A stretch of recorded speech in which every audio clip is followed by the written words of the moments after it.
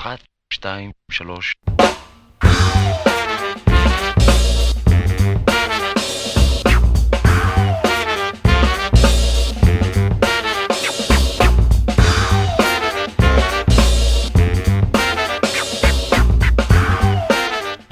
A melhor parte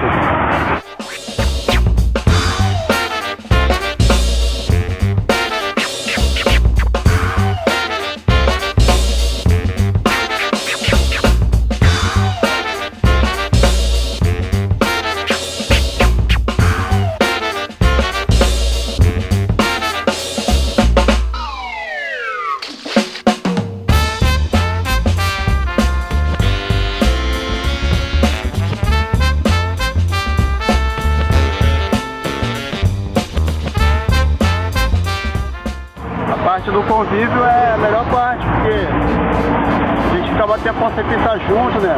Quando começou a cena aqui no Rio, assim, pra 97, todo mundo pintava junto, 97, 98, 99, tava todo mundo se encontrando na rua, no começo dos trabalhos, não tinha muito trabalho comercial, né?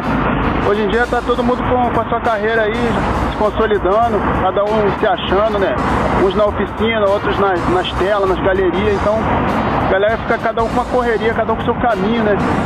E pra se encontrar é difícil. E quando rola um evento assim, rola tipo um encontro de veterano, nova geração. Então isso aqui é muito bom pra gente, pra manter nosso laço, né?